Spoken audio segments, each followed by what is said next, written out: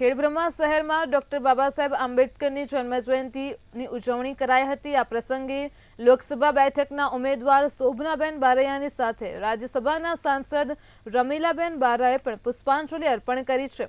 તો સાબરકાંઠા જિલ્લા મહામંત્રી લુકેશ સોલંકી સહિત સંગઠનના પદાધિકારીઓ જોડાયા હતા। આ જન્મજયંતિ પ્રસંગે સાંસદ રમીલાબેન બારાએ ડોક્ટર બાબા સાહેબને પુષ્પાંજલિ અર્પણ કરતા જણાવ્યું કે બાબા સાહેબે કરેલ કાર્યો અને તેમના આદર્શો જન જન સુધી પહોંચે તેવા પ્રયત્નો સાથે સૌ બંધારણને અનુસરવા અપીલ કરી હતી અને સાબરકાંઠા લોકસભા બેઠક પરથી એક કમળ નરેન્દ્ર મોદીને અર્પિત કરવા વિશ્વાસ વ્યક્ત કર્યો હતો।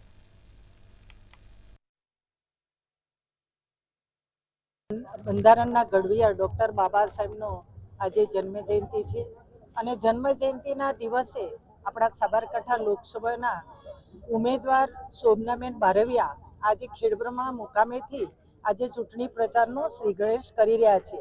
ત્યારે આપ સૌની કૃપાથી અને બાબા સાહેબના દિવ્ય આત્માના આશીષથી અને દેશના વડાપ્રધાન નરેન્દ્રભાઈ મોદીના નેતૃત્વમાં આ ચૂંટણી પ્રચાર થઈ રહ્યો છે અને ફરીથી ત્રીજી વખત નરેન્દ્રભાઈ દેશના વડાપ્રધાન બનીને દેશનું નેતૃત્વ કરવા જઈ રહ્યા છે। તેના હાથ મજબૂત કરવા માટે શોભનાબેન શ્રી ગણેશ કરી રહ્યા છે।